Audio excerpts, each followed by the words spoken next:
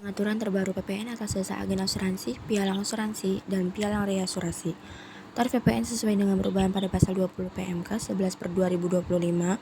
Ketiga jasa di atas dikenakan PPN dengan besaran tertentu dengan jumlah sebagai berikut. Yang pertama 10% dikali 11/12 dari tarif PPN dikalikan komisi atau imbalan kepada agen asuransi. Yang kedua 20% dikali 11/12 dari tarif PPN dikalikan komisi atau imbalan kepada perusahaan pialang asuransi dan reasuransi. Tarif PPN yang digunakan untuk perhitungan adalah 20%. Dengan demikian, tarif efektif yang berlaku untuk jasa agen asuransi adalah 1,1%. Sementara itu, untuk jasa pialang asuransi dan reasuransi dikenakan tarif efektif sebesar 2,2%. Pemungut PPN terkait penyerahan jasa agen asuransi atau jasa pialang asuransi atau reasuransi, PPN dipungut oleh perusahaan asuransi atau perusahaan reasuransi. Atas jasa agen asuransi, PPN dipungut pada saat pembayaran komisi atau imbalan oleh kepada agen asuransi. Sementara itu, atas jasa pialang asuransi atau reasuransi, pemungutan dilakukan pada saat penerimaan pembayaran premi oleh pemungut PPN dari perusahaan pialang asuransi atau reasuransi.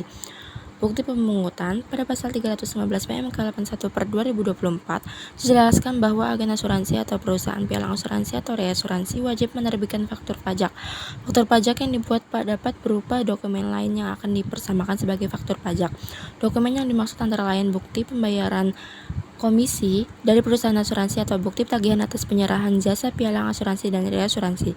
Kewajiban agen asuransi dan perusahaan pialang sebagai bentuk kemudahan pasal 318 ayat 1 dan 2 PMK 81/2024 mengatur bahwa agen asuransi dianggap telah melakukan pelaporan SPT pada PPN. Pelaporan sesuai ketentuan umum hanya dilakukan apabila agen asuransi melakukan penyerahan barang kena pajak atau jasa kena pajak lainnya dengan jumlah melebihi batasan pengusaha kecil. Sementara itu, untuk perusahaan pialang asuransi atau reasuransi, pelaporan dilakukan mengikuti ketentuan umum yang berlaku bagi PKP. Apa itu tanggung renteng PPN? Merujuk pasal 16 FUU PPN, prinsip beban pembayaran pajak untuk PPN dan PPNBM ialah pada pembeli atau konsumen barang atau penerima jasa. Oleh karena itu, sudah seharusnya apabila pembeli atau konsumen barang dan penerima jasa bertanggung jawab renteng atas pembayaran pajak yang terutang. Tanggung renteng timbul apabila terdapat dua kondisi.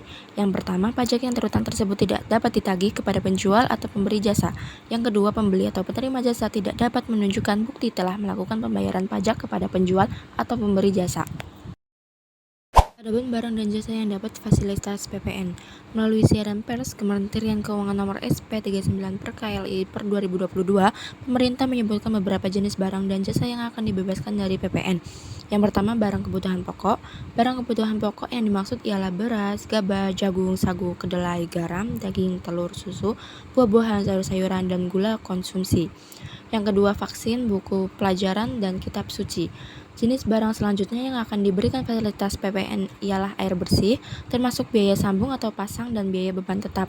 Kemudian listrik, namun tidak untuk rumah tangga dengan daya listrik lebih dari 6.600 VA. Pemerintah juga tetap akan memberikan fasilitas akan penyerahan rusun sederhana, rusunami, rumah susun, dan rumah susun sederhana. Selanjutnya yang akan dibebaskan dari PPN antar terutang tidak dipungut ialah amesin, hasil kelautan perikanan, ternak, bibit atau benih, pakan ternak, pakan ikan, bahan pakan, jangat dan kulit mentah, bahan baku kerajinan perak, minyak bumi, gas melalui pipa LNG dan CNG, dan panas bumi dan senjata atau alutsista dan alat foto udara. Selanjutnya terdapat 8 jenis jasa yang akan dibebaskan dari PPN atau terutang tidak dipungut. Jasa yang tadi dimaksud adalah yang pertama jasa kesehatan, kedua jasa pendidikan, ketiga jasa sosial, keempat jasa asuransi, kelima jasa keuangan, keenam jasa akuntan umum, yang ketujuh jasa tenaga kerja, dan yang kedelapan jasa konstruksi. Tarif dan DPP PPN Jasa Event Organizer. Pengenaan PPN atas jasa event organizer mengikuti ketentuan umum. Tarif yang berlaku adalah 11% sesuai perubahan pada UU HPP. Dalam Surat Edaran Direktur Jenderal Pajak Nomor SE 11/PJ 53/2003 dijelaskan bahwa pengenaan PPN tidak terbatas pada jasa yang diserahkan. Pada angka 4 SE 11/2003, PPN juga dikenakan atas biaya yang ditagih pengusaha kepada pengguna jasa akibat terjadinya pembatalan atau sejenisnya. Begini pengenaan PPN atas jasa vintage melalui siaran pers nomor SP 28/2022, Dirjen Pajak mengumumkan mulai 1 Mei 2022, jasa penyelenggara teknologi finansial wajib memungut pajak pertambahan nilai sebesar 11% atas layanan yang diberikan. Hal itu sesuai dengan Peraturan Menteri Keuangan Nomor 69 Tahun 2022 tentang pajak penghasilan dan PPN atas penyelenggaraan tentang teknologi finansial. Jenis layanan vintage yang menjadi objek PPN. PMK 69/2022 mengatur jenis-jenis layanan vintage yang menjadi objek PPN. Layanan tersebut antara lain berupa penyediaan jasa pembayaran, settlement investasi, crowdfunding, peer-to-peer lending, pengelolaan investasi, dan layanan lainnya. Berikut adalah perinciannya. Tarif dan dasar pengenaan PPN jasa vintage.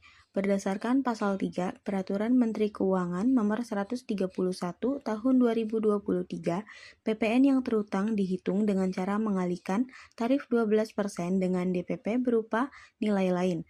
Nilai lain dalam ketentuan ini adalah 11/12 dari nilai harga jual atau penggantian. Dengan kata lain, PPN atas jasa vintage dipungut sebesar 11% atas fee, komisi, merchant, diskon, rate, atau imbalan lainnya. Administrasi PPN. Pengusaha yang melakukan jasa vintage yang telah dikukuhkan sebagai PKP wajib memungut, menyetor, dan melaporkan PPN yang terutang. PKP juga wajib membuat faktur pajak sesuai dengan ketentuan yang berlaku. Pada Pasal 15 Ayat 3, PMK 69/2022 disebutkan bahwa untuk penyelenggara layanan urun dana dan penyelenggara layanan pinjam-meminjam dikelompokkan sebagai PKP pedagang eceran. Ketentuan PPN atas penjualan aktiva perusahaan. Ketentuan mengenai PPN atas penjualan aktiva perusahaan yang tujuan awalnya tidak untuk diperjualbelikan diatur pada Pasal 16D Undang-Undang PPN. Pada pasal tersebut ditegaskan bahwa penyerahan barang kena pajak atau BKP antara lain berupa mesin, bangunan, peralatan, perabotan, atau BKP lain yang menurut tujuan pemula tidak untuk diperjualbelikan oleh pengusaha kena pajak, dikenai PPN. PPN 16D tidak dikenakan jika BKP yang dialihkan tidak mempunyai hubungan langsung dengan kegiatan usaha. Dengan demikian, sesuai ketentuan PPN, penjualan aset atau aktiva tetap bekas perusahaan dipungut PPN sepanjang 1. BKP berhubungan dengan kegiatan usaha, dan yang kedua, pihak yang melakukan pengalihan adalah PKP. Penghitungan dan administrasi PPN 16D. Penghitungan PPN atas penjualan aset aktiva perusahaan sesuai Pasal 16D Undang-Undang PPN menggunakan nilai lain sebagai dasar pengenaan pajak. Nilai lain tersebut diatur melalui Peraturan Menteri Keuangan Nomor 75/PMK.03/2010 yang terakhir diubah dengan Peraturan Menteri Keuangan Nomor 11 Tahun 2025 PMK 11/2025. Sesuai perubahan yang diatur dalam Pasal 2 PMK 11/2025, nilai lain yang berlaku adalah 11/12 dari harga pasar wajar. Dengan tarif sebesar 12%, secara efektif PPN dipungut adalah 11%. Sebagai contoh, PTA akan menjual beberapa komputer dalam rangka pembubaran usaha. Komputer tersebut diperoleh dengan harga 200 juta.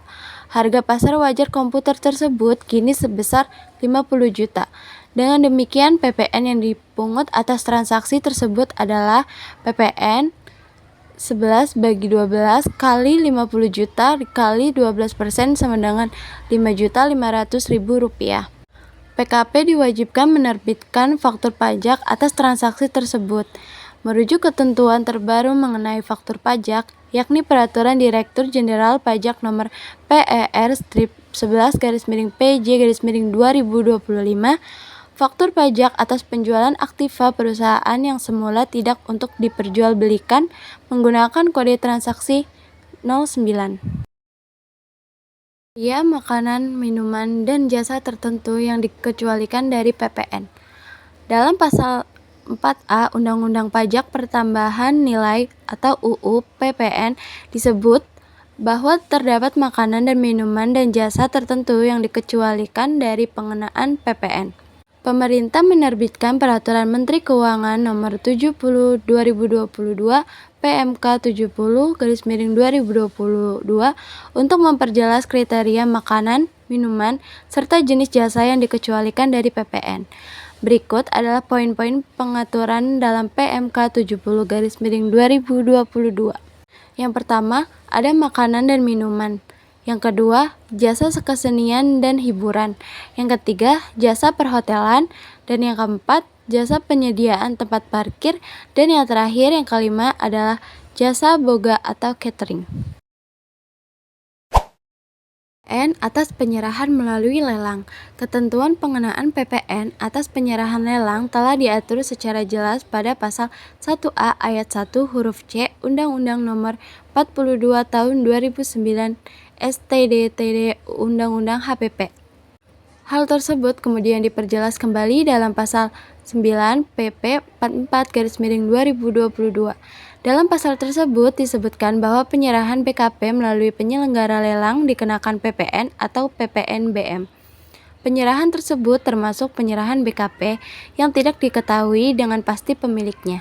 Ketentuan tersebut merupakan penyempurnaan dari Peraturan Pemerintah Nomor 1 Tahun 2012 PP 1/2012, di mana dalam PP tersebut tidak menyebutkan tentang ketentuan penyerahan BKP yang tidak diketahui dengan pasti pemiliknya. Administrasi PPN atas penyerahan melalui lelang. Pada PP 1/2012 diatur terkait teknis penerbitan faktur pajak atas PPN atau PPNBM dalam penyerahan lelang. Faktur pajak diterbitkan oleh pemilik barang sesuai dengan ketentuan penerbitan faktur pajak pada umumnya. Namun, apabila tidak diterbitkan faktur pajak oleh pemilik barang, PPN disetor melalui surat setoran pajak oleh pemenang lelang. Pada PP 44/2022, kalau terkait penerbitan faktur dan penggunaan SSPE dihapus, ketentuan mengenai tata cara pemungutan PPN atau PPN dan PPNBM atas penyerahan BKP melalui penyelenggara lelang akan diatur dengan PMK. Kesimpulan, pajak pertambahan nilai mulai dari tarif efektif atas jasa asuransi, vintage, event organizer, hingga penjualan aktiva perusahaan.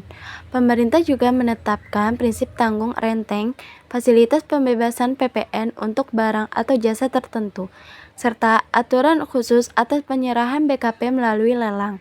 Secara keseluruhan, pembaruan ini bertujuan menyederhanakan administrasi, memperjelas dasar pengenaan pajak, serta memastikan kepatuhan dan pemeratan pajak dalam berbagai sektor usaha.